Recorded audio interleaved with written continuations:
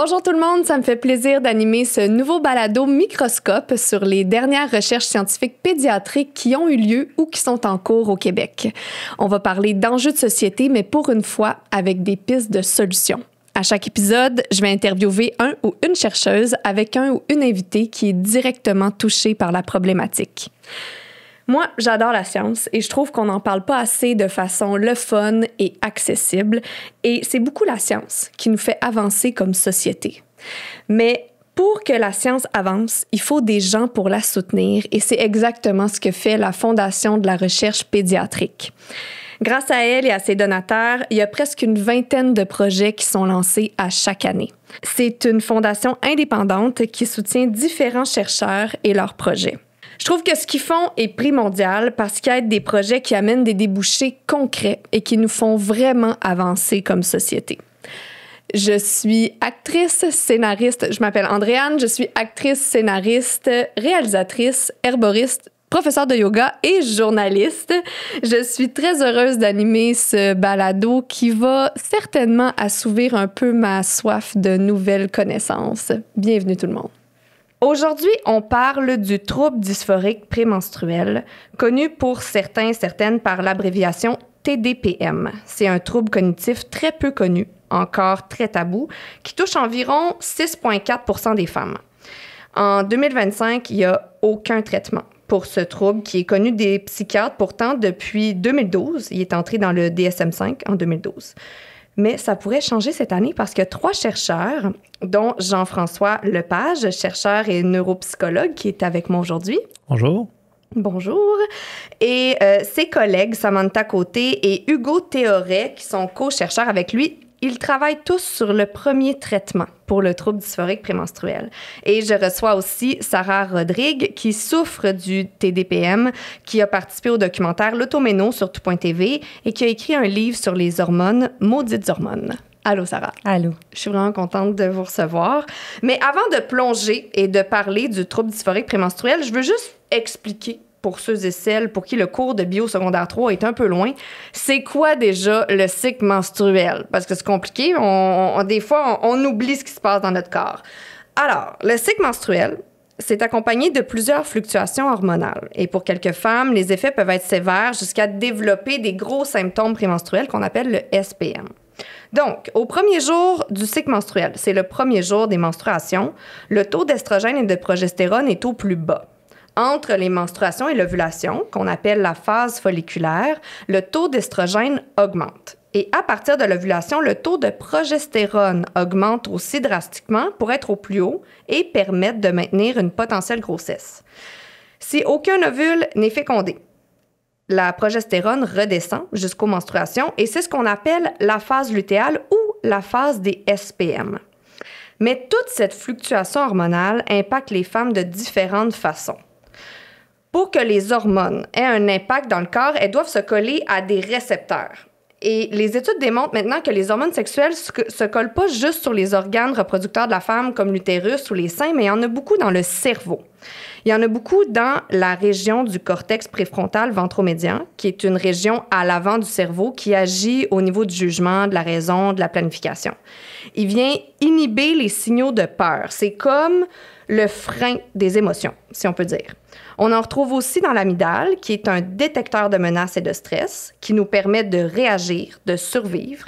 Et on en retrouve aussi dans l'hippocampe, qui joue un rôle majeur au niveau de l'apprentissage et de la mémoire. Et comme ces 2 régions régulent les émotions et l'apprentissage liés aux menaces, ça pourrait expliquer que certaines femmes sont plus vulnérables aux pathologies, dont la dépression et le trouble dysphorique prémenstruel. Mais là, je vais m'arrêter là parce que j'ai quelqu'un de beaucoup plus qualifié que moi qui peut en parler, qui est Jean-François, neuropsychologue. Est-ce que tu pourrais nous expliquer c'est quoi le trouble dysphorique prémenstruel? Bien, comme tu l'as mentionné, le trouble dysphorique prémenstruel, c'est un trouble psychiatrique. Donc, il a comme particularité d'être synchronisé avec le cycle menstruel, donc particulièrement avec la phase lutéale, donc juste avant le début de l'aménorrhée, donc des menstruations, qui est caractérisé par des symptômes qu'on associerait à la dépression, donc anxiété, difficulté de sommeil, tristesse, idées suicidaires, hyperphagie, hypersomnie, des éléments comme ça. Donc, et la particularité, c'est que ça revient mois après mois après mois. Donc, c'est vraiment chronique.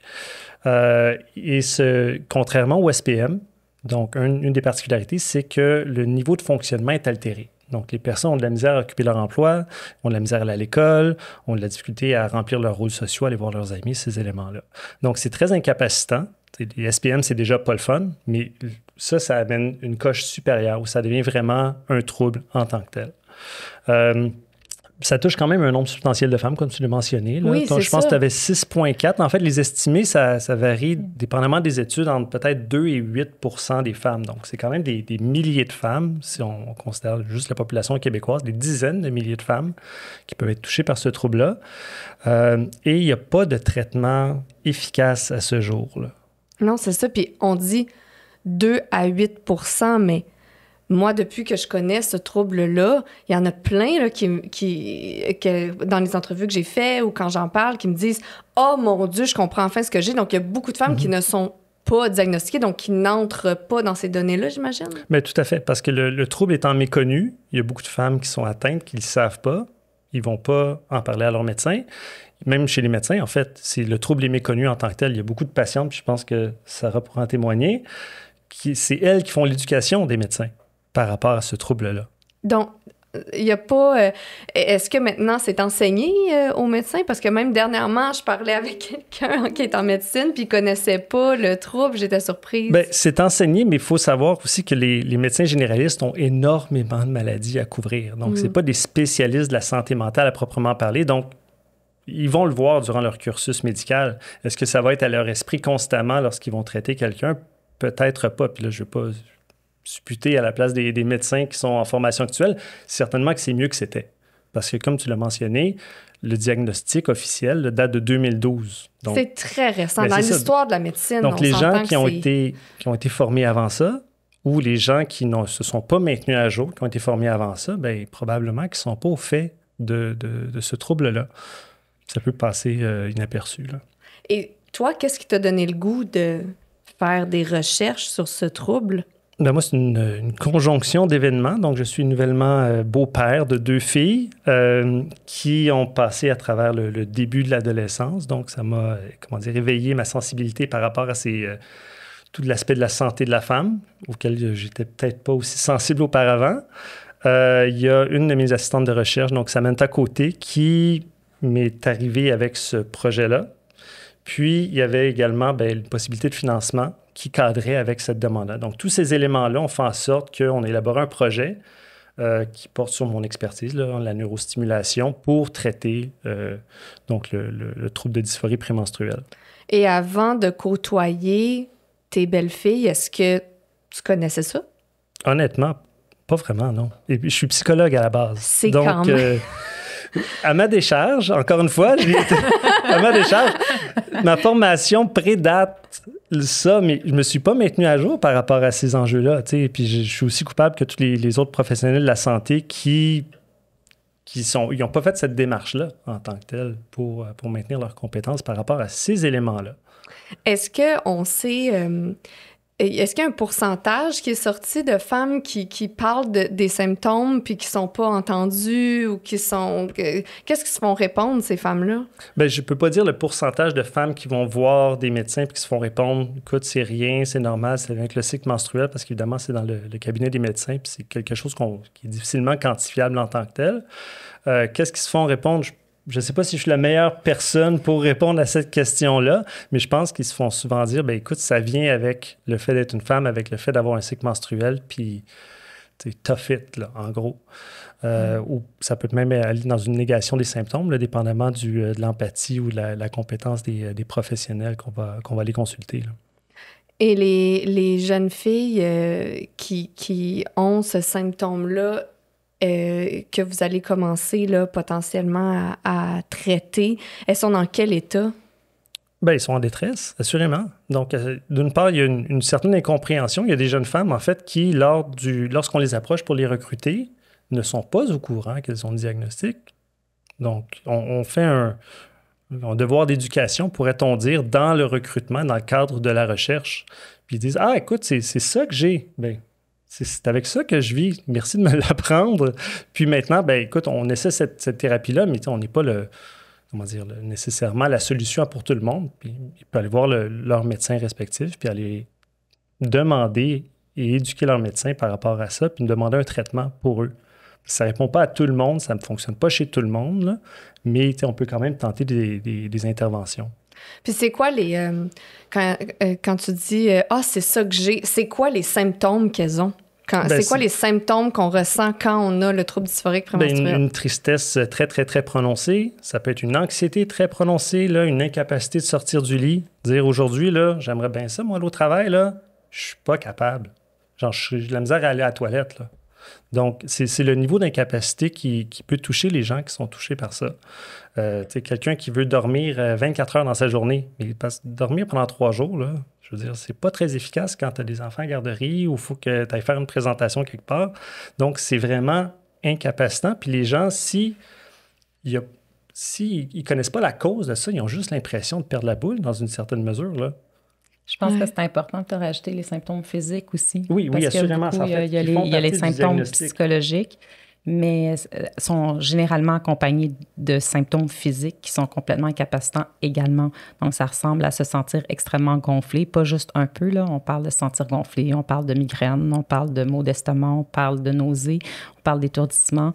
On parle généralement d'un sentiment, puis je sais pas si tu as rencontré des personnes comme ça, Jean-François, mais moi, je donnais tout le temps l'image de... C'est comme si un éléphant était assis sur moi, puis que je suis incapable de me lever simplement, tellement que je me sens mal dans mon corps. On parle de douleurs articulaires beaucoup, musculaires. Donc, généralement, la détresse psychologique est hélas, accompagné aussi de symptômes physiques. Un symptôme physique, en fait, est nécessaire pour le diagnostic. Donc, on va s'accompagner des autres symptômes psychologiques. Donc, moi, je suis psychologue, je fais tout le temps l'emphase sur ça, mais c'est vrai que les symptômes physiques sont une partie prenante, mais même essentielle du diagnostic, là. OK. Donc, pour qu'un psychiatre ou un neuropsychologue dise on a le trouble dysphorique prémenstruel, il faut qu'on ait la grande détresse psychologique, la dépression, tout ça, en plus d'une douleur physique. En effet. OK. Qui soit accompagné tout le temps dans la phase prémenstruelle. C'est-à-dire que c'est à ce moment-là. C'est-à-dire que c'est ça qui distingue, en fait, par rapport à d'autres conditions. C'est que c'est au moment juste avant des menstruations où on ressent cette détresse-là et elle quitte généralement au premier jour, au deuxième jour des règles assez systématiquement, automatiquement. On redevient soi-même. C'est fascinant. C'est pour ça que dans le diagnostic, en fait, ça implique de faire un journal et de suivre l'ampleur des symptômes durant les 2 cycles menstruels, au moins 2 cycles menstruels continus, de sorte à pouvoir venir quantifier, objectiver vraiment, parce que la personne, parfois, on dit on se sent pas bien, mais on a de la difficulté à mettre la source de ça ou la synchronicité avec le cycle menstruel. Donc, en faisant le journal, on dit ça commence cette journée-là, ça finit cette journée-là, comme tu l'as dit, et ça se termine de manière assez abrupte, un peu comme ça a commencé de manière abrupte également, bien souvent. Oui, c'est ça, d'une seconde. Puis j'ai même une femme, moi, qui m'a dit, je me mettais à saigner et tout d'un coup, ma joie de vivre recommençait. C'était instantané. Mais tu as nommé, c'est comme si t'es plus toi-même, c'est ça, il y a comme une autre personne qui prend possession de ton corps. Qu'est-ce qui se passe dans le cerveau, précisément, pour les femmes qui ont ce trouble cognitif-là? Mais c'est une bonne question. Je peux pas répondre précisément. Donc, on a des hypothèses à savoir qu'est-ce qui se passe dans le cerveau.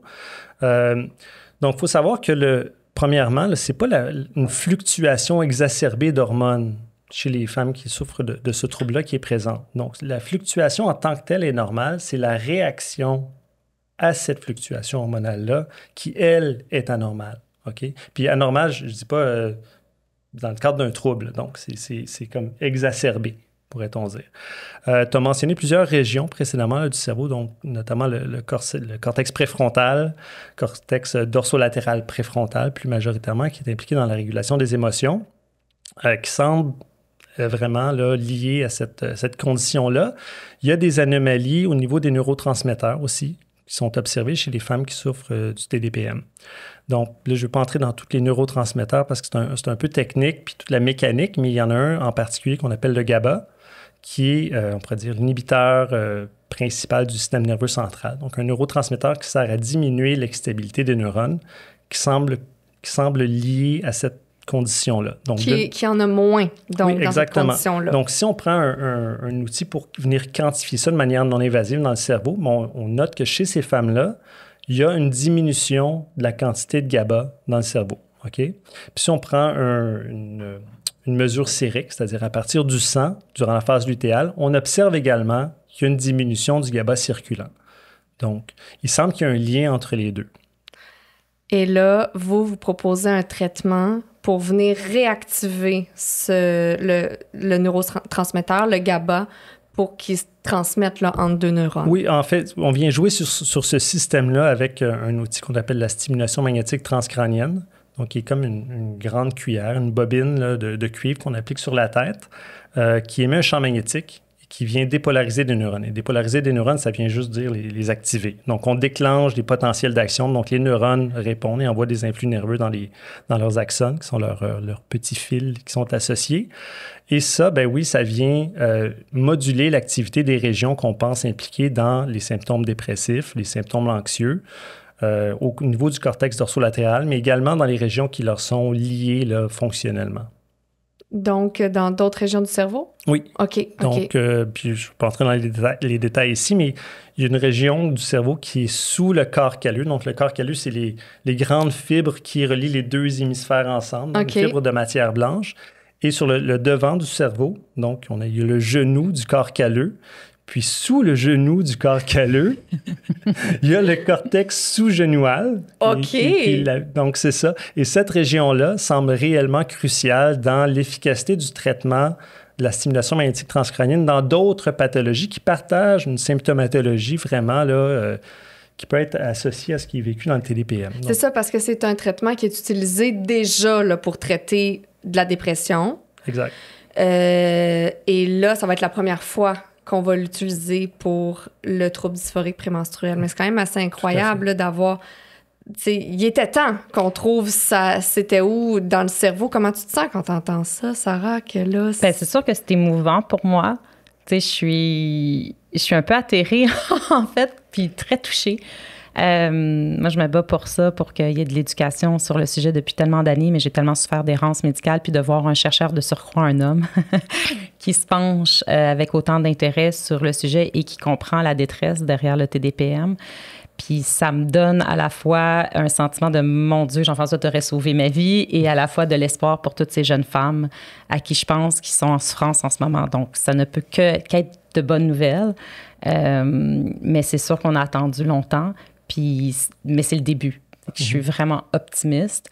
En termes moins scientifiques, moi, je disais tout le temps, puis je dis aux personnes qui en souffrent, ou quand j'étais de l'expliquer, c'est comme être allergique.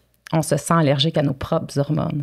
C'est comme si notre cerveau réagit de façon allergique et que son propre corps se bat contre ses propres hormones.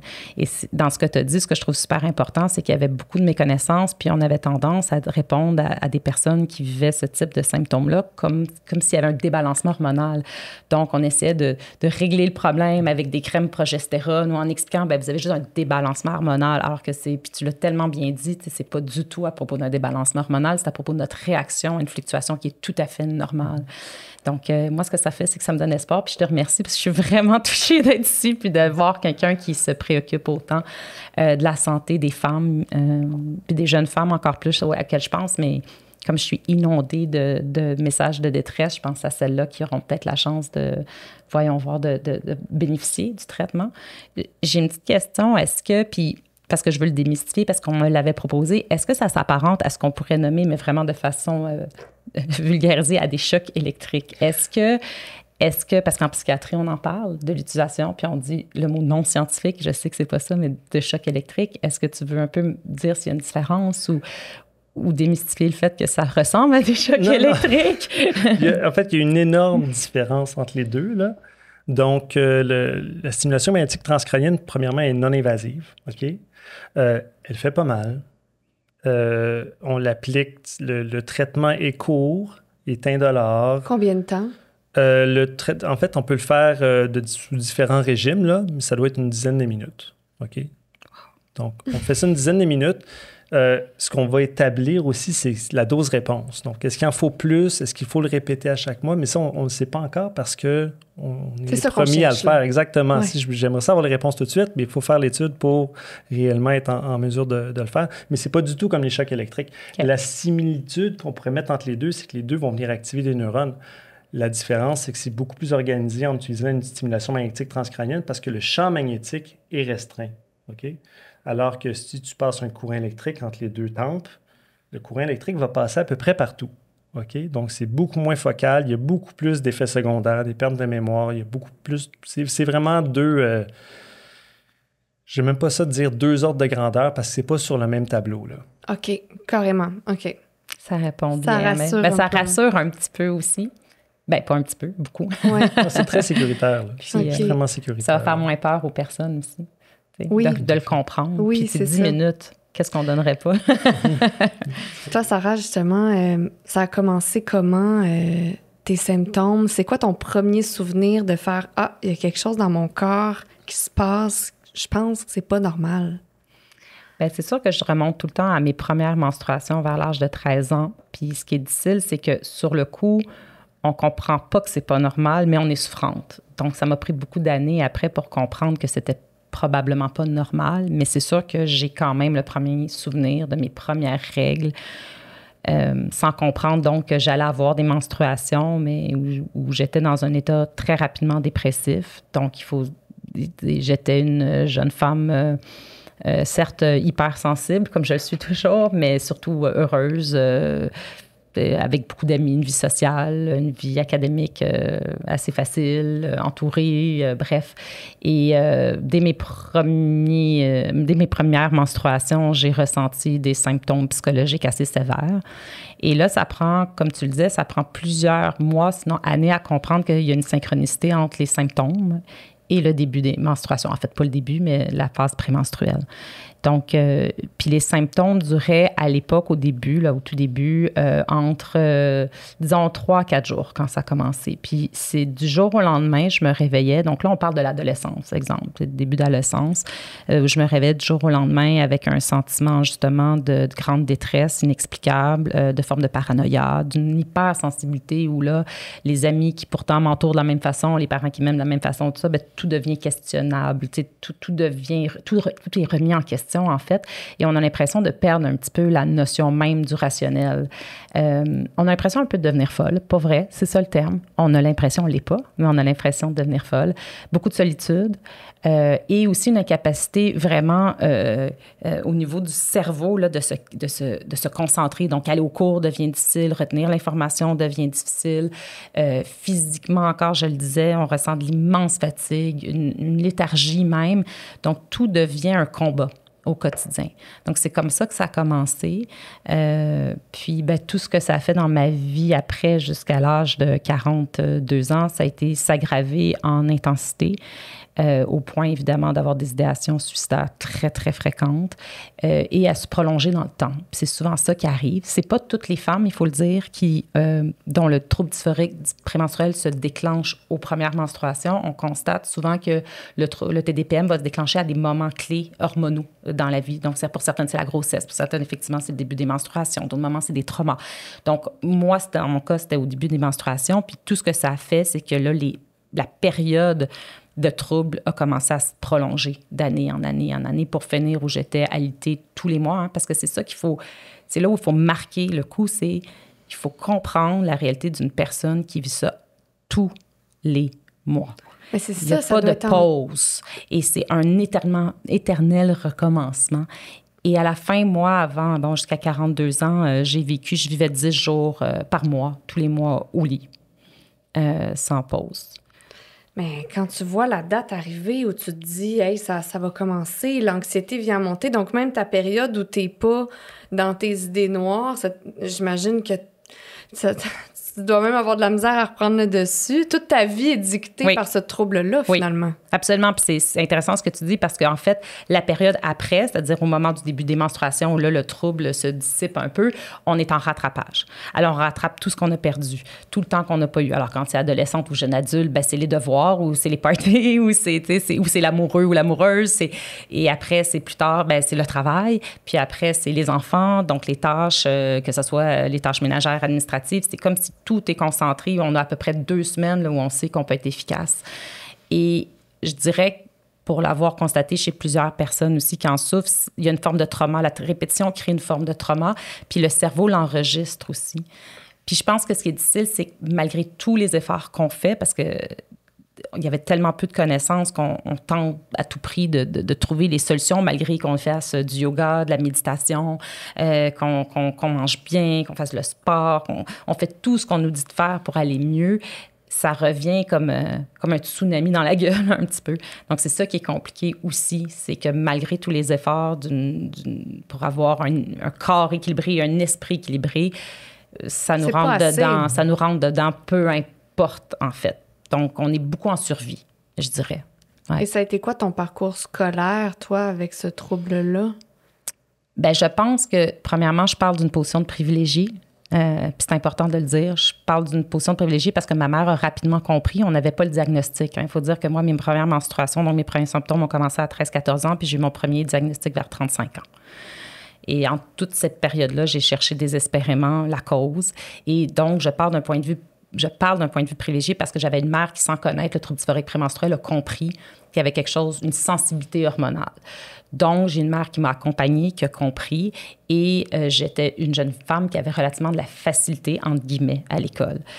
Ce qui n'empêche pas tous les obstacles que j'ai dû surmonter, surtout quand on réalise qu'on ne peut pas aller... que malgré les efforts, on ne peut pas vraiment se surpasser parce qu'on est tout le temps freiné dans notre élan.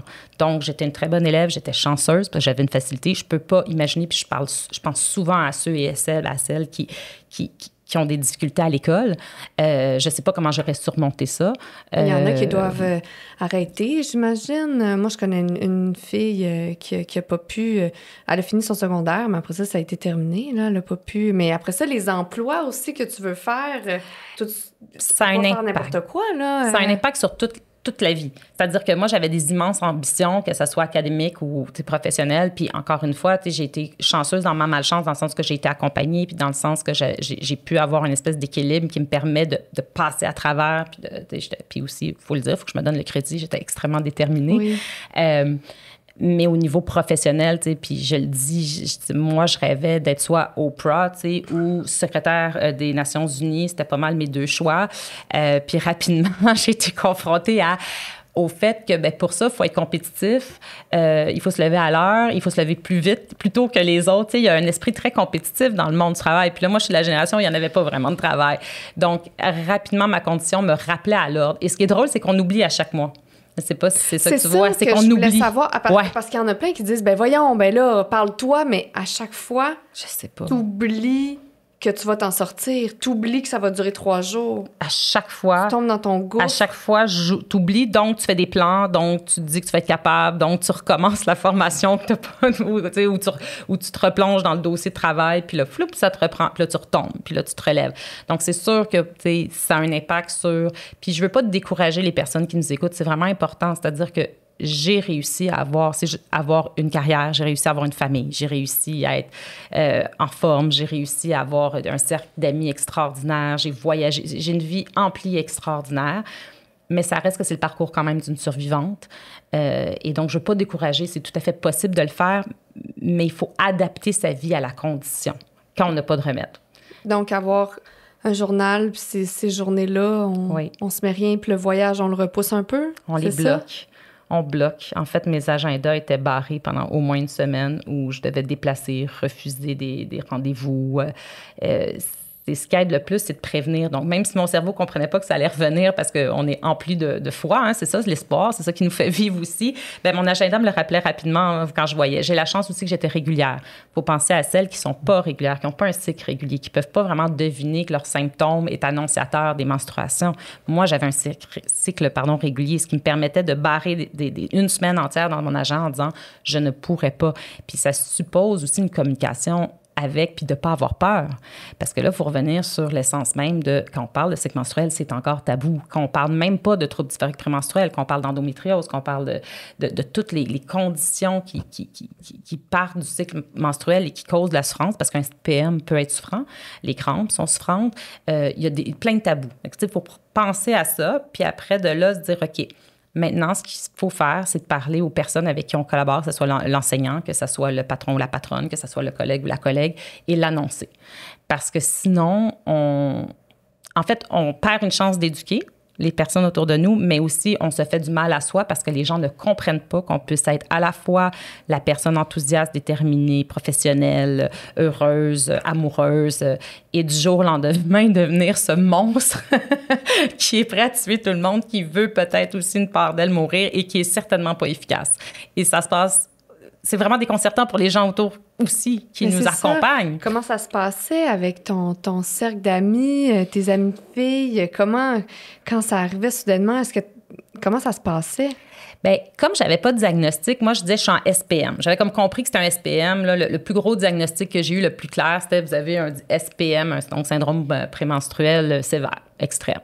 Donc, la phrase que je disais le plus dans ma vie, c'était je suis en SPM. Donc, mes amis, je pense à force, ont compris, mais étaient évidemment déçus. C'est dur de se bâtir un cercle d'amis quand finalement on les lâche une fois par mois, qu'on disparaît. Mais c'est là encore où peut-être que j'ai été chanceuse parce que j'avais compris que la communication était clé. Donc, j'ai toujours communiqué ma souffrance à mes amis. J'ai pas été tout le temps accueillie. C'est parsemé d'un sentiment de grande solitude. Il ne faut pas s'attendre, en fait, mais comme dans beaucoup de conditions chroniques, il ne faut pas nécessairement s'attendre à être comprise. Il ne faut pas demander aux autres de comprendre, puis il ne faut pas demander aux autres de prendre en charge la souffrance, surtout en adolescence puis jeune adulte. C'est pas là que ça se passe. Donc, c'est prendre sur soi. C'est quand même le dire, le nommer. Mais est-ce que ça se passait? C'est sûr que j'ai eu beaucoup de déception puis de tristesse à des moments où je sentais que je ne pouvais pas être là pour mes amis aussi, parce que je voulais pas que mes amis soient nécessairement là pour moi. Je voulais moi aussi être capable d'être là pour mes amis, mais je veux dire, je suis passée au travers et ça nous oblige aussi, une condition comme ça, à bien choisir ses amis. Il y a beaucoup de richesse aussi à avoir des conditions chroniques. C'est que moi, j'ai fait du ménage très rapidement. J'ai compris des choses que j'aurais peut-être pas compris aussi rapidement. Donc, on choisit bien ses amis, puis mes amis sont le reflet de qui je suis aussi, avec de l'empathie puis de la résilience. Puis dans les relations de couple, ça aussi, ça doit être... Faudrait parler à mon chum. Ça doit être quelque chose. C'est très quelque chose. Ça joue beaucoup, puis ça joue sur la sexualité aussi. Hein, ça joue sur tous les aspects de la vie intime. Mon chum, d'ailleurs, a participé au livre « Maudite hormone » que j'ai écrit parce qu'on a décidé de faire un petit chapitre, justement, sur les conseils qu'il donne aux partenaires qui vivent avec une personne qui vit avec le trouble dysphorique prémenstruel. Puis je dirais encore une fois, c'est la communication, c'est l'explication de ce qu'est le trouble. Maintenant qu'on sait que ça existe, c'est l'explication de ce qu'est le trouble, puis surtout essayer de faire comprendre aux partenaires que malgré notre bonne volonté, c'est au-delà de nous. C'est au-delà de notre rationnel et de notre volonté. Puis c'est aussi ne pas demander à son conjoint ou sa conjointe de prendre en charge notre souffrance parce que ça peut devenir très, très lourd rapidement. Et essayer de se trouver d'autres personnes qui peuvent comprendre d'autres ressources, alors que ce soit un psychologue, que ce soit un médecin ou que ce soit une autre amie ou faire des rotations. Moi, je faisais un peu de rotation pour pas tanner personne. Mais c'est sûr que, là, je parle pour moi parce que mon mari, on habite ensemble. Là, on est ensemble depuis 25 ans. C'est sûr qu'il a dû prendre des pauses. C'est accepter que la personne qui nous accompagne prenne des pauses. Parce que c'est très lourd. La détresse psychologique, là, c'est, tu sais, quand on le nomme, ça n'a pas tout l'impact que quand on le ressent. C'est une énergie dans une maison. C'est une énergie qui se dégage, la détresse psychologique. C'est quelque chose qui est perceptible par les sens. C'est lourd, c'est triste, c'est pas agréable. Donc, il n'y a pas beaucoup de monde qui ont envie de se coller à toi quand tu es dans cet état-là. J'imagine que... Moi, j'ai pas ce trouble-là, mais il y a beaucoup de troubles psychologiques qui sont plus connus. La bipolarité, bon, tout ça. Quand, en plus, ton trouble, personne ne le connaît, qui n'est pas validé, que on dit, ah, c'est ça, c'est diminué, c'est un problème de femme, ça rajoute, j'imagine, une souffrance énorme. Énorme. Mais je dirais que je pense que là où c'est le plus blessant, où ça a été le plus blessant, c'est l'errance médicale. Je dirais que c'est ça la plus grande, ce que je nomme pour moi. C'est oui que les proches comprennent pas, que les collègues, les enseignants, tout ça comprennent pas. C'est extrêmement souffrant. Ce qui est difficile, c'est quand on se tourne vers un expert, on se dit, ben là, au moins cet expert-là, lui ou elle va comprendre. Et c'est là où, selon moi, le bas blesse le plus, ou c'est là où c'est le plus frustrant parce qu'on se dit, ben il y a au moins une personne qui va me sauver de ma situation. Et face à la méconnaissance encore existante d'un corps médical face à ce trouble-là, mais aussi d'autres troubles chroniques liés au cycle menstruel, ben c'est sûr qu'on se retrouve encore plus en désarroi et on n'a pas En fait, on a l'impression donc qu'on a la confirmation qu'on est bien folle, alors qu'on ne l'est pas. Et qu'on n'est pas seul aussi, parce que ça donne le sentiment qu'on est isolé, qu'on est la seule à le vivre. Et ça, c'est très difficile, parce que si un médecin m'avait dit, puis j'ai vu une vingtaine de spécialistes, de gynécologues, d'endocrinologues, que ce soit ici en France, aux États-Unis, qui ne pouvaient pas diagnostiquer, puis qui me ramenaient beaucoup à ma propre responsabilité ou au fait que t'es une femme, c'est normal de souffrir de ces menstruations, parce que c'est encore une croyance, hein, on doit travailler les croyances aussi. C'est ça, je sais plus ce que j'allais dire. Je m'excuse. La détresse qui est décuplée parce que le trouble n'est pas validé, en fait, l'errance médicale, c'est de ça dont tu parlais. Je dis donc que la difficulté, c'est quand on s'adresse à ce qu'on pense, ce qui sont supposés être des spécialistes, c'est que s'ils ne partagent pas le fait qu'il y a d'autres personnes qui souffrent, comme toi, là, tu es le cas extrême. Mais non seulement tu te sens déjà extrême, déjà tu te sens intense, déjà tu te sens pas normal, déjà tu souffres, mais là, tu te retrouves dans un cabinet, généralement en jaquette bleue, avec tes bas encore, puis les fesses à l'air, parce que c'est tout le temps aussi dans des contextes toujours très agréables dans lesquels tu te retrouves dans un cabinet de médecin où on a pris tes prises de sang, puis on te dit « tout est beau », parce que ça, c'est la réponse à laquelle j'ai eu à chaque fois, malgré mes symptômes. Tout est beau, parce que mes prises de sang ne dénotaient aucune anormalie. Donc, la difficulté, c'est que jamais on me dise « tu sais quoi, je sais pas ce dont tu souffres, mais il y en a plein dans mon cabinet qui viennent me voir puis qui me le disent. » Donc, j'étais toujours le cas extrême et la patiente chiante. Parce que moi, je retournais, parce que je m'obstinais, parce que je me disais, mais c'est pas normal ce que je vis.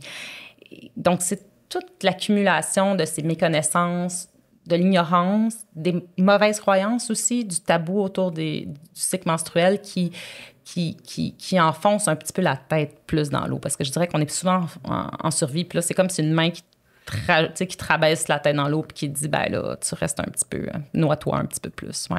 Puis à un moment donné, toi, tu t'es dit, je vais aller en France, je vais aller aux États-Unis pour essayer de trouver un spécialiste. T'es parti là-bas, puis OK. Oui. Puis j'ai pas non seulement... Puis comme beaucoup de personnes qui se retrouvent dans des cas où on connaît pas la source du mal, j'ai fait appel à peu près à toutes les possibilités alternatives.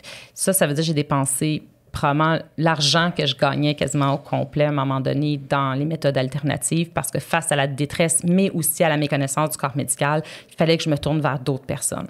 Puis je suis pas là pour critiquer. Je suis quelqu'un qui adhère absolument aux formes de médecine traditionnelle et alternative, mais dans le cas du trouble dysphorique prémenstruel, il y a autant de méconnaissances dans le domaine alternatif. Et là où ça devenait dangereux, c'est qu'on me proposait des solutions qui altéraient encore plus mon état ou augmentaient mes symptômes ou qui me donnaient une forme d'espoir ou qui me rendaient très, très pauvre.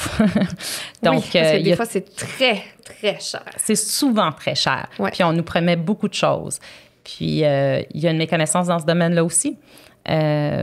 Ceci dit, je peux pas en vouloir. J'en veux pas aux individus, hein, on s'entend. On n'est pas là. Je suis pas là pour dire j'en veux aux individus, mais j'en veux un peu un corps médical qui a longtemps ignoré la souffrance des femmes. Dans ta vie de mère, comment ça s'est... comment le trouble, ça a forgé ta vie de maman? Ça a eu un immense impact dans mon cas. Puis là, je veux toujours faire attention. On n'est pas tous similaires avec le trouble dysphorique prémenstruel. On n'a pas tous les mêmes symptômes. On n'a pas tous le même historique. On réagit à des traitements. Donc, je veux juste le redire. Dans mon cas, moi, je voulais un enfant depuis très longtemps. J'étais en couple depuis longtemps. On a essayé un petit bout de temps, puis finalement, j'ai été enceinte de ma fille. Et j'étais pas encore diagnostiquée là, du trouble dysphorique prémenstruel. Donc, dans ma tête, j'avais un SPM sévère, encore une fois. Et à peu près 3 jours après la conception, j'ai commencé à avoir des symptômes qui sont devenus de plus en plus sévères au point que je suis tombée dans un état pré-psychotique. A posteriori, on comprend la progestérone, la fameuse hormone dont on parle, qui est souvent celle qui, en tout cas, Jean-François me corrigera, mais qui est souvent, en tout cas, une des hormones en cause dans le trouble dysphorique prémenstruel. C'est l'arrivée de la progestérone en force qui souvent crée... Oui. Ben, en fait, si on veut rentrer dans les détails, là, c'est l'allopregnolone qui est un métabolite de la progestérone qu'on pense qui joue... là, j'ai juste des grands mots, là. Oui, c'est ça. Un modulateur allostérique, c'était le terme que j'allais chercher, mais qui vient influencer le système GABAergique. Donc, c'est indirectement la progestérone. Le système GABAergique, le GABA dont on parlait. GABA, exactement. Okay. Qui est la progestérone serait vraiment le genre de clé de voûte initiale, là, ça serait un métabolite, donc quelque chose qui découle de la métabolisation là, de la progestérone, qui viendrait influencer par ça. Donc, ça fait, je veux dire, ce que tu dis, ça fait 100% du sens. Jean-François le dit avec beaucoup plus d'élégance que moi, donc il l'a mieux expliqué, avec raison. Moi, dans ma tête, je ne savais pas ce que j'avais. Ce que je sais, c'est dès le début de la grossesse, j'ai commencé à avoir des symptômes psychiatriques sévères. Donc, sans comprendre, puisque je voulais cet enfant, donc là, on est tombé dans une autre forme de tabou. Là, on est dans la femme enceinte qui veut un enfant, mais qui devient folle, entre guillemets, encore une fois. Et là, on n'a pas compris tout de suite. Et je ne comprenais pas à l'époque aussi que, justement, c'est là où il y a un pic de progestérone dans les premiers mois de grossesse qui me faisait donc réagir, mais de façon extrême. J'ai été traînée par ma maman et mon mari dans toutes les cliniques possibles, les urgences psychiatriques, pour essayer de comprendre ce que j'avais. Comment t'étais? C'était quoi tes symptômes? C'est tellement difficile à expliquer, là, un état pré-psychotique, là. Il y a une image que je donne parfois pour celles qui prennent l'avion, là, je sais pas, l'espèce de trou d'air qu'on a parfois, puis on a l'impression qu'on va juste, l'estomac nous tombe dans le ventre, ouais. Le cœur nous tombe, en tout cas, je sais pas c'est quoi l'expression, mais vous comprendrez, la sensation d'apesanteur, là, puis qu'on tombe tout d'un coup. On a l'impression qu'on va mourir quelques instants, qu'on a un trou d'air en avion. Ben moi, c'était comme si j'étais en train de mourir comme ça, en vertige, 24 heures sur 24. J'étais incapable de me concentrer, incapable de lire, incapable de regarder la télévision, incapable de communiquer. Je regardais devant moi. J'étais léthargique complètement. Je me nourrissais pas, je me douchais pas. C'est ma mère qui, à un moment donné, m'a pris complètement en charge. Et il y avait une souffrance terrible qui était pas liée à la grossesse en tant que telle, mais j'étais tellement hors de mon corps, tellement souffrante que c'est sûr que ça avait un impact sur... c'est-à-dire que c'est la poule, là, à un moment donné, mais là, je supportais plus cette grossesse, alors que je la voulais désespérément. Et on savait toujours pas ce dont je souffrais. Donc, j'ai été suivie à Sainte-Justine, mais sans qu'on me diagnostique encore une fois. Puis, à l'aide de beaucoup, beaucoup de médicaments, puis ça aussi, c'est un stress qui se rajoute, de prendre des médicaments enceintes, c'est pas évident. J'ai réussi à avoir ma fille. Et ce qu'il faut dire, ce qui est super important, c'est que au bout du 6e mois de grossesse, je suis devenue la femme enceinte la plus extraordinairement épanouie parce que, justement, les fluctuations sont calmées. Et là, j'ai vécu le bonheur. Donc, ça a comme rattrapé un petit peu l'horreur des premiers mois qui ont quand même créé un trauma assez familial. C'est-à-dire que je vais toujours me souvenir de ce trauma-là, puis je vais toujours me sentir coupable un peu envers ma fille d'avoir eu cette grossesse aussi difficile. Puis mon mari a trouvé ça, de voir sa femme disparaître du jour au lendemain parce que j'étais sous un voile, ça a été très traumatisant. Puis, hélas, parce que je suis enfant unique, je voulais une famille nombreuse. J'ai essayé d'être enceinte à 2 reprises. En fait, j'ai été enceinte à 2 reprises et les 2 ont dû être interrompus pour des raisons médicales. Donc, j'ai dû avoir des interruptions de grossesse qui étaient volontaires, mais en même temps non volontaires. C'est-à-dire parce que tu retrouvais le même état... Pire en pire. Puis c'était pire. Oui. Donc, c'est sûr que le trouble dysphorique prémenstruel a eu un impact considérable sur ma vie, ouais. Est-ce que c'est la première fois que tu entends une femme qui a le TDPM qui parle des effets sur sa grossesse? Oui, tout à fait. Puis c'est, en fait, merci. Merci de me l'expliquer aussi. La première fois qu'on m'en parle aussi clairement, parce que moi, je suis un expert je suis un expert de livres, là. Je ne suis pas un expert expérientiel. Donc, j'ai jamais pu partager ça d'une manière comme ça. C'est une manière très, très intime, très, très... tu l'as vécu intensément dans plusieurs aspects de ta vie. Puis moi, je dis, regarde, ça, c'est les symptômes. Ils sont dépressifs, ils ont mal au ventre, ils ont des migraines. Mais, puis je dis, c'est incapacitant, mais je veux dire, le niveau d'incapacité qui est rapporté ici, c'est on voit comment dire, tout l'impact sur l'ensemble de la vie de la personne. Donc, c'est pas 3 jours là, où elle n'est pas fonctionnelle. Là, ça impacte ses amitiés à long terme, ça impacte les grossesses, ça impacte le fonctionnement familial. Puis moi, dans mon petit bureau, là, mon petit laboratoire, là, c'est comme... Des fois, c'est super réducteur, des fois, comment je le conçois en tant que tel. Puis le voir comme ça, ça me donne la... Ça humanise. Ça humanise, mais ça amène aussi une portée accrue, de l'importance de faire ces recherches-là, pour vrai. Là, absolument, puis de trouver un traitement. Oui, moi, j'ai eu beaucoup de témoignages de femmes là, qui ont... c'est ça, pas capable de travailler, pas capable de s'occuper de son enfant. Là, t'es mère monoparentale parce que, justement, le couple a été affecté par ça. Puis encore dernièrement, des femmes qui me disent il n'y a rien à faire, il n'y a pas de traitement, je fais quoi? Ça a l'air épouvantable. C'est épouvantable. Puis c'est épouvantable, mais c'est pas qu'épouvantable dans le sens que je veux vraiment donner aussi espoir, dans le sens que ça crée des liens qu'on n'aurait pas créés, ça crée une résilience qu'on n'aurait pas eue, ça crée une force qu'on pensait pas avoir. Ça nous oblige à être dans notre vulnérabilité dans une société qui valorise pas tant la vulnérabilité. Donc, je veux pas tourner ça en rose, là. J'aurais donné tout pour ne pas avoir cette condition-là. Mais pour celles qui l'ont, j'insiste beaucoup en disant, mais il y a aussi des cadeaux à prendre dans cette condition-là. Ça fait des femmes qui c'est des battantes. C'est vraiment des battantes. Mais c'est sûr qu'on préférait ne pas en souffrir autant. Puis, je le dis souvent, puis peut-être que je me trompe, mais j'ai un biais à cet égard, c'est que j'ai souvent longtemps eu l'impression que si ça avait été des hommes, donc l'autre moitié de la population qui avait souffert autant à tous les mois, en si grande proportion, je pense qu'on aurait probablement trouvé un traitement déjà, ou en tout cas qu'il y aurait des cliniques spécialisées et des traitements remboursés à tous les coins de rue, quasiment. Pas mal sûre aussi. Mais il y aurait une des journée... chances. En fait, ça ferait longtemps qu'il y aurait eu un diagnostic. Oui, mais c'est parce que ça part de souvent le manque de financement qu'il y a eu au niveau de la santé des femmes. Les femmes se rendaient pas, souvent n'étaient pas chercheurs. Donc là, les hommes qui sont à la tête de ça, ils pensent pas nécessairement à faire des recherches sur ces troubles-là. Donc, on a beaucoup de rattrapage à faire et tu en fais partie, Jean-François. C'est merveilleux. J'ai envie que tu nous parles de le jour où tu as eu ton diagnostic. Oui. C'est drôle, hein? Il y a des moments marquants, là, on dit, te souviens-tu quand? Ben, celui-là, je m'en souviens particulièrement.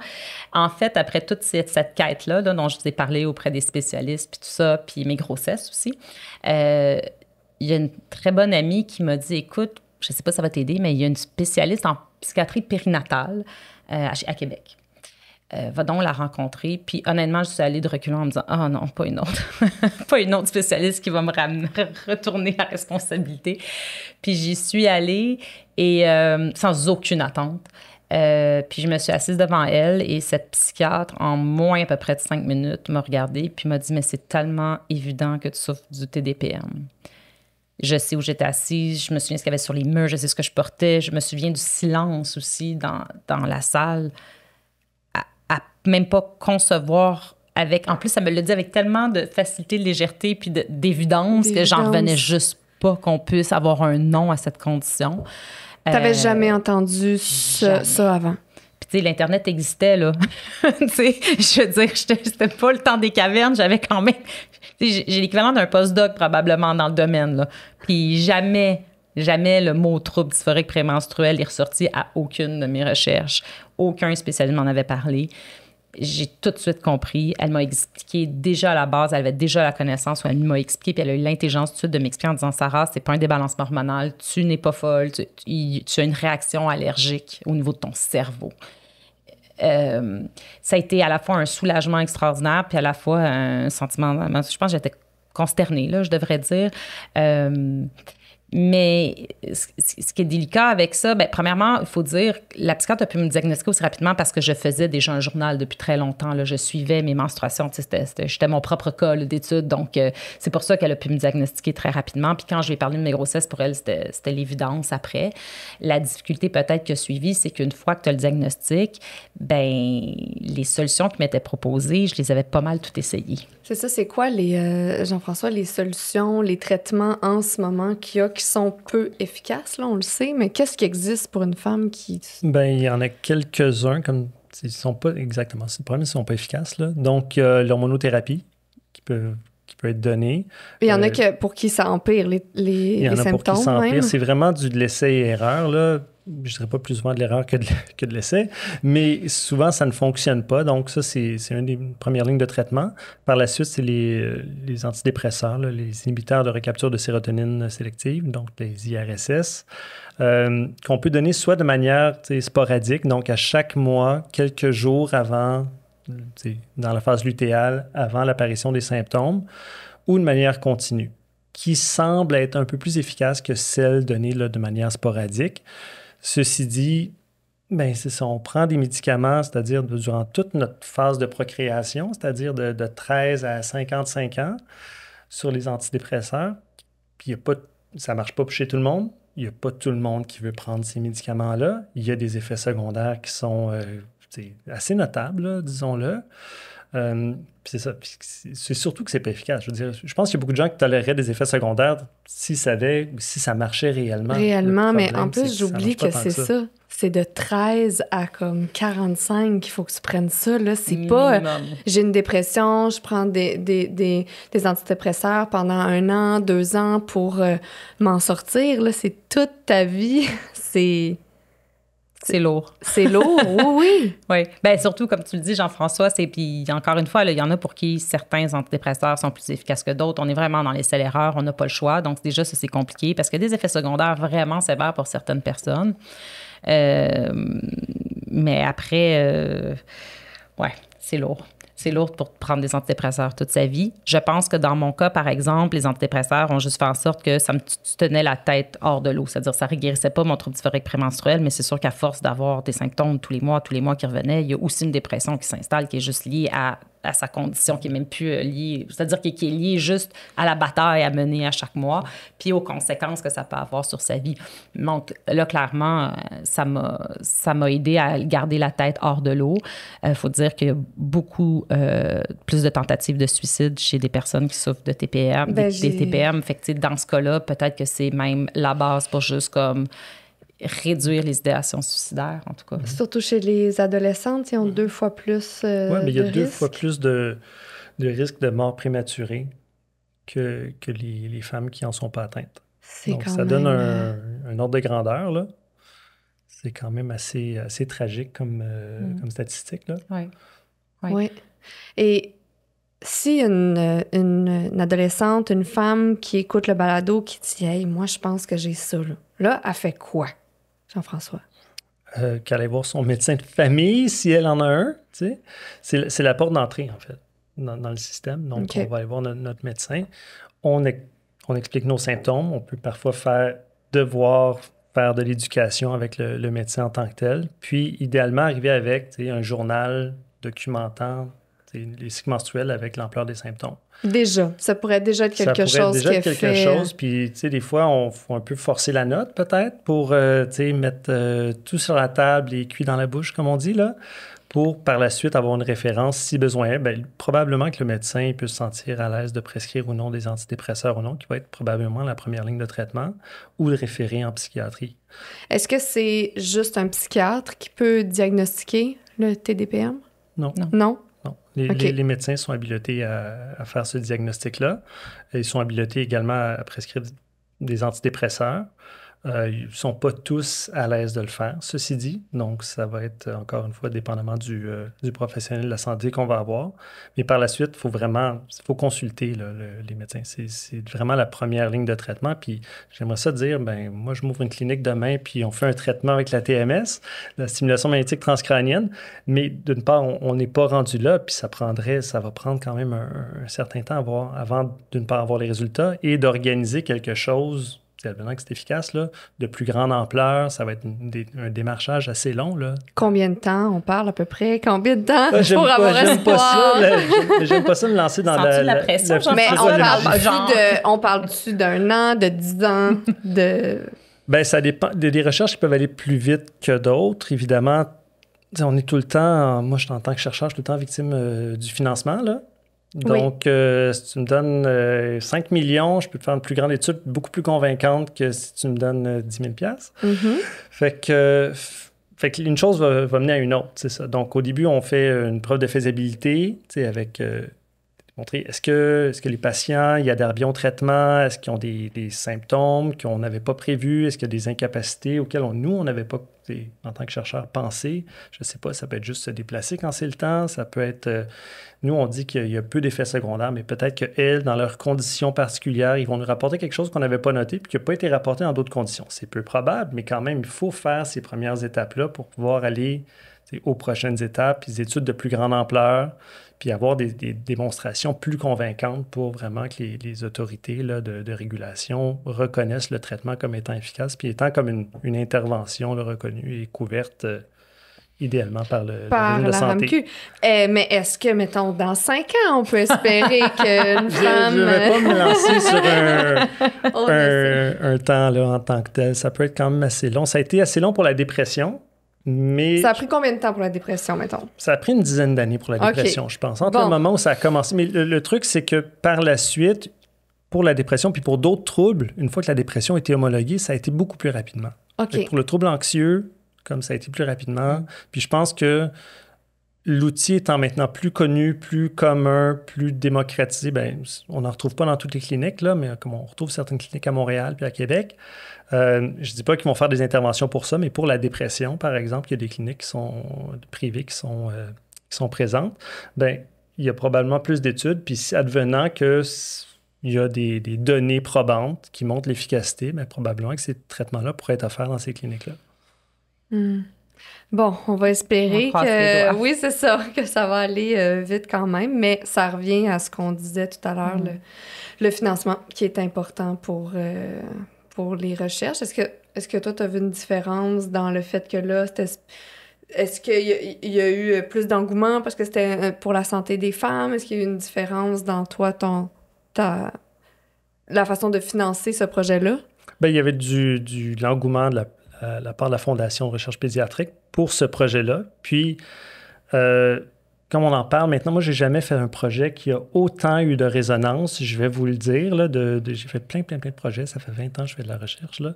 Mais celui-là, semble vraiment là, frapper un besoin criant qui vient toucher les gens, puis tout le monde dit « Comment ça n'a pas été fait avant? » Puis... T'es comme, ben, je sais pas pourquoi ça n'a pas été fait. Je le fais maintenant. J'aurais aimé ça le faire avant, mais peut-être les astres n'étaient pas alignés pour ça. Mais ça a besoin d'être fait, assurément. Ça a besoin d'être fait, puis ça a besoin d'être, porté plus loin. Là. Mais en effet, moi aussi, là, quand j'ai fait SPM, mon documentaire, c'est le témoignage qu'on avait reçu de la jeune femme qui avait le TDPM. Ça a été un des témoignages qui a fait le plus parler. C'était d'abord parce que c'est surprenant de voir à quel point on ne connaît rien sur ce trouble-là, alors que la femme est menstruée depuis le début de l'humanité. Alors, oui, c'est ça. Alors, tu dis, bon. Mais ça m'amène à quand même une réflexion. Est-ce que il y a plus de problèmes liés avec le cycle menstruel maintenant qu'avant? Parce que j'ai su quand même que il y a un problème lié à l'évolution, dans le sens qu'avant, la femme était presque jamais menstruée. Là. C'était un bébé après l'autre, puis on mourait très jeune. C'est nouveau là, dans l'ère du temps, dans l'échelle humaine, que la femme a autant de menstruations. Donc, est-ce que ça peut amener différents problèmes. J'avais parlé avec une neuroscientifique qui avait dit que ça peut faire partie du pourquoi, là. Il y en a plus. Ben, ça pourrait. Là, je ne veux pas m'avancer trop. C'est un terrain que je connais moyennement, mais c'est sûr que quand tu mourais à 30 ans puis que tu avais comme 7 grossesses entre 14 et 30 ans, tu avais peut-être moins de temps d'avoir des cycles menstruels. Est-ce qu'il y a plus de troubles reliés au cycle menstruel? Encore une fois, c'est un peu, j'ai le terme tricky, là, de venir statuer là-dessus, étant donné la méconnaissance puis le fait qu'on n'avait pas rapporté précédemment ça durant les 50 dernières années, puis qu'au cours des 10 dernières années, depuis qu'on a une étiquette pour ça, en fait, c'est comme, puis ça doit être libérateur. On dit que les étiquettes de troubles psychiatriques, c'est stigmatisant, mais ça peut être également libérateur parce qu'on se dit, excusez-moi. Ça vaut un sac. Non, mais, oui, j'aime ça. Ça vaut un sac. C'est ça que j'avais. C'est ça que j'ai. Puis c'est comme on met le doigt dessus. Puis maintenant qu'on l'a identifié, il y a 2 problèmes, là. Ne pas savoir c'est quoi, l'errance médicale. Puis une fois qu'on l'a, ben OK, maintenant, qu'est-ce qu'on fait avec ça? Il y a Mélissa Perron, une autrice que j'aime beaucoup, qui, elle, je sais pas, là, peut-être que ça fait quelques années, mais d'avoir un diagnostic d'autisme. Puis elle disait, l'étiquette est importante parce que quand tu achètes un chandail, tu regardes l'étiquette, ben comment je le nettoie, il va sur la sécheuse, il est fait en quoi, tu veux juste pour prendre soin de ton vêtement. Elle dit, moi, j'ai besoin de mon étiquette pour savoir comment prendre soin de moi. J'ai trouvé ça tellement beau. C'est ça aussi, là, des fois, pourquoi t'as besoin de mettre un mot là-dessus? Ben, pour savoir comment je suis faite, pour mieux prendre soin de moi. Je trouve ça quand même beau comme image. Je connais pas beaucoup de conditions, exemple masculine, où on met pas une étiquette. Fait que je vois pas pourquoi on se gênerait. Non, mais tu sais, la dysfonction érectile. Tu sais, on les nomme tous, là, les ongles. Comment ça s'appelle? En tout cas. La muqueuse. Tu sais, je veux dire, on va très loin. Fait que, tu sais, je me dis, ben, je pense que là, à la base, on pourrait avoir une étiquette, mais je pense que là-dedans, c'est de décortiquer aussi ce qu'on entend par trouble psychiatrique parce que ça fait peur. Puis de travailler là-dessus, comme on travaille d'ailleurs en santé mentale de façon générale maintenant. On essaie de démystifier, puis on essaie de sensibiliser, puis de la même façon, on doit le faire pour le trouble dysphorique prémenstruel. Maintenant, s'il y en a qui préfèrent pas être diagnostiqués, il n'y a pas d'obligation d'être diagnostiqué, mais je connais vraiment pas beaucoup de personnes qui m'ont pas écrit en me disant soit ils découvraient qu'ils souffraient du trouble dysphorique prémenstruel avec soit l'automéno ou avec le livre, ou ça validait quelque chose qu'ils savaient déjà, mais qu'ils disaient « je suis pas seule ». Mais c'est ça, c'est la grande solitude c'est qui a l'air d'être très souffrante. C'est probablement ce que le plus lourd a apporté. C'est dans les témoignages que tu reçois, c'est beaucoup ça? Oui. Puis beaucoup de détresse de jeunes femmes. Oui. Ouais, dont les parents ne comprennent peut-être pas ou qui sont dans des milieux défavorisés aussi, qui doivent travailler, ils n'ont pas le choix, là. C'est pas tout le monde qui peut dire j'arrête de travailler 5 jours là, parce que je me sens pas bien. Là. Je veux dire, c'est pas grand monde, en fait. Ouais, beaucoup de détresse. Ouais. Merci, en tout cas, d'avoir partagé ton histoire. Est-ce que tu trouves ça, des fois... comment tu trouves ça de porter un peu cette mission-là, de parler du trouble? Bien, je me dis que j'ai pas souffert pour rien. Fait que c'est ça que je me dis, c'est au moins...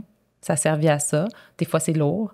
Des fois, j'ai pas de réponse. Ça, c'est difficile parce que justement, si j'avais une réponse puis je peux dire, allez tout voir Jean-François, je serais vraiment contente. Mais comme j'ai pas de réponse, je me sens souvent impuissante et je ne suis pas qualifiée non plus. C'est-à-dire, je ne suis pas une psychologue, mais je peux être d'une grande écoute, mais c'est sûr que quelquefois, c'est lourd. Mais la plupart du temps, je suis juste touchée de voir des femmes et des conjoints, des conjointes qui partagent qui osent partager, en fait, leurs témoignages. Puis il faut dire que peut-être que je suis un espoir aussi, un exemple d'espoir pour certaines personnes parce que je vais quand même mieux depuis l'âge de 42 ans. Puis c'est le message que j'essaie de porter aussi, qu'il y a de l'espoir quand même. C'est quoi les batailles qui restent à mener, d'après vous, les deux? La première, c'est la sensibilisation et l'éducation du corps médical.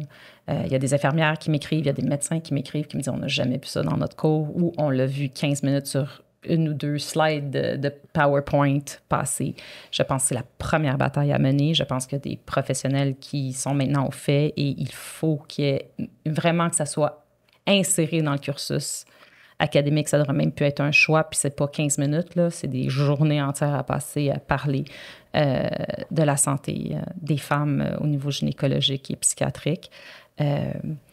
Puis c'est aussi tendre la main et à celles qui en souffrent pour qu'elles ne se sentent pas seules ni folles. C'est vraiment ça, en fait. Faire ce que tu fais en ce moment, faire ce que la Fondation fait, ça sert beaucoup. D'écouter, de valider, de vous êtes entendus, vous êtes vus. Oui. De les soutenir. Oui. Pour Jean-François, tu vas dire un traitement le plus vite possible. Un traitement le plus vite possible. Mais je pense que, tu sais, initialement, c'est vraiment la sensibilisation puis l'éducation, c'est la première chose à faire parce que... Puis c'est pas un trouble rare, là. Comme on l'a mentionné, les statistiques, c'est pas comme si tu arrivais avec une maladie rare qui affectait une personne sur 100 000. Ça se compte... on connaît tous 100 personnes. Je veux dire, tu sais, dans notre travail, il faut se dire, là, sur les 100 personnes qu'on connaît, il y en a 6, 8 qui sont atteintes de ça. C'est énorme, quand même. C'est fou. Ben oui, si on pense épidémiologiquement comparativement à d'autres troubles psychiatriques, là, c'est off the chart, là. Est-ce que tu as des mais les autres, il y a beaucoup de... c'est difficile de comparer des troubles ensemble parce qu'il y en a qui ont des durées plus longues, il y en a qui sont... qui peuvent être très épisodiques, mais celui-là est chronique. Il est là, il est mois après mois, année après année. Donc, tu peux faire un épisode dépressif, puis après, aller bien pendant le reste de ta vie. Là, c'est quelque chose qui te pèse tout le temps. De ta vie de femme. C'est ça. Même quand t'es ménopausée, est-ce que tu as encore le trouble? Bien, je suis un exemple de ménopausée parce que la seule façon qu'on a réussi à calmer mes symptômes qui devenaient donc, avec les années, de plus en plus présents, puis prégnants, puis prenaient de plus en plus place dans ma vie, c'est qu'avec la gynécologue qui me suivait depuis certains temps, j'ai une hystérectomie ovariectomie, ce qui veut dire en gros qu'on a enlevé mon utérus et mes ovaires. Donc, à 42 ans, j'ai été en ménopause du jour au lendemain, là, après la table d'opération. Moi, dans mon cas, même si c'est très drastique comme solution, ça a sauvé ma vie. Donc, le fait de ne plus avoir le cycle menstruel, le fait aussi de ne pas me retrouver en périménopause, parce qu'il faut comprendre que la ménopause, là, on appelle une ménopause quand ça fait 12 mois qu'on n'a pas eu de menstruation. La période avant, qui peut durer jusqu'à 10 ans, là, c'est les fluctuations hormonales de périménopause qui peuvent donc créer beaucoup d'autres symptômes, ou en tout cas aggraver encore plus les symptômes du TDPM. Donc, pour éviter cela, ou en tout cas pour couper court à cette période de périménopause qui ne faisait qu'empirer mes symptômes, on a décidé de me mettre en ménopause, chirurgicalement parlant. Et je prends aussi de l'hormonothérapie, juste de l'oestrogène, parce que j'ai coupé la progestérone. Et je le dis que ça a sauvé ma vie parce que je sais que quand je suis allée voir mon médecin, je l'ai supplié en disant, mon mari était là et j'ai dit, je ne pourrais pas continuer comme ça. Je le savais. Et je suis très sérieuse quand je dis, je ne pouvais plus continuer comme ça. Et j'ai une vie magnifique, un mari magnifique, une fille magnifique. J'ai des mandats professionnels extraordinaires. La souffrance, je n'étais plus capable de l'endurer. Et donc, elle a acquiescé. Il y avait déjà eu des cas où elle avait déjà fait cette opération et elle a été exceptionnelle parce qu'elle a immédiatement dit, elle a vu que là, on ne pouvait plus aller plus loin. Et c'est rare, les gynécologues qui acceptent quand même. On a très peur, mais je considère que quand c'est la femme qui le demande puis qui l'exige, c'est notre corps aussi. À un moment donné, il faut avoir ce pouvoir-là. Il y a des conséquences. C'est pas super là, d'être ménopausée à 42 ans. Il y a des effets secondaires. Il y a plus de risques. Dans mon cas, l'hormonothérapie, l'œstrogène, l'estradiol transdermique, il faut que je le présente, donc avec une belle petite patch sur les fesses, il faut que je le précise, a été pour moi salvateur, m'a permis de passer à travers cette période-là. Maintenant, je ne considère pas que je suis guérie. Mon cerveau réagit encore aux variations hormonales. Des fois, là, il suffit que je m'entraîne puis qu'il y a une petite variation hormonale. Tu es juste à l'entraînement puis je vais le sentir. C'est fascinant. Aussi, je sais que scientifiquement, il y a une explication, là, mais vous savez qu'on se retrouve plein de filles ensemble puis que tout le monde a leur menstruation, là, puis qu'on dit qu'il commence à avoir une synchronicité. Là. Bon. Mais moi, je veux croire que c'est vrai. Moi, je sais que je sens. Et là, personne ne va me croire, c'est pas grave, je vais mettre Jean-François sur le cas, je sens les menstruations de ma fille. Dans mon ventre, dans ma tête, je sens les périodes prémenstruelles de ma fille et j'ai des symptômes. Ils sont très légers, je peux tout à fait les supporter, mais c'est fascinant. Mon cerveau n'a pas tant guéri, en fait. J'ai plus de cycle. Mais mon cerveau, là, il reste le même réactif aux hormones. Donc, je ne peux pas l'expliquer scientifiquement, mais en tout cas, si ça peut apporter un peu espoir à certaines personnes qui sont obligées de subir, hélas, la chirurgie, c'est sûr que pour moi, ça a été... c'était un grand... Comment on dit ça? Un gambling, un risque que je prenais parce qu'on ne savait pas. Tu ne sais jamais comment tu vas réagir. Est-ce que ton cerveau va capoter? Est-ce que tu vas devenir folle complètement puis on arrête tes hormones puis du jour au lendemain, tu n'es plus là? Moi, ça a été un succès, donc... Après, là, je suis juste dans les obstacles de la ménopause. J'imagine que ça doit être quand même très touchant de savoir qu'il y a peut-être un traitement qui s'en vient, qui va peut-être changer la vie de milliers de femmes. Puis, tu sais, on parle Québec, là, mais il y a des associations internationales. Là. Il y en a plein d'associations, puis sur Facebook, ailleurs, puis je suis en train d'imaginer pauvre Jean-François quand je vais annoncer l'annonce que ça fonctionne. Je ne sais pas comment on va gérer ça. Il va y avoir beaucoup d'amour, Jean-François, de plein de femmes et d'hommes qui sont contents. Les hommes sont des super alliés là-dedans. Là, faut pas les, non, absolument. La preuve. Oui. Je suis très contente de vous avoir reçus tous les deux ensemble puis que Jean-François t'ait pu aussi avoir un témoignage aussi touchant. Tout à fait. Que celui de Sarah. Je vous remercie à tous les deux pour votre présence et merci à vous d'avoir été à l'écoute. On se retrouve pour un autre épisode très bientôt. Merci, Andréane. Merci. Je veux rappeler que ce projet de recherche a été rendu possible grâce à la Fondation de la recherche pédiatrique et ses donateurs. Parce que oui, une fondation ne survit que par des dons. Donc, si jamais vous voulez faire un don, aider des projets de recherche, vous pouvez le faire sur le site de la Fondation, fondationrecherchepédiatrique.ca, et le lien sera disponible dans la légende de l'épisode. Je vous remercie d'avoir été là et on se retrouve pour un prochain épisode bientôt.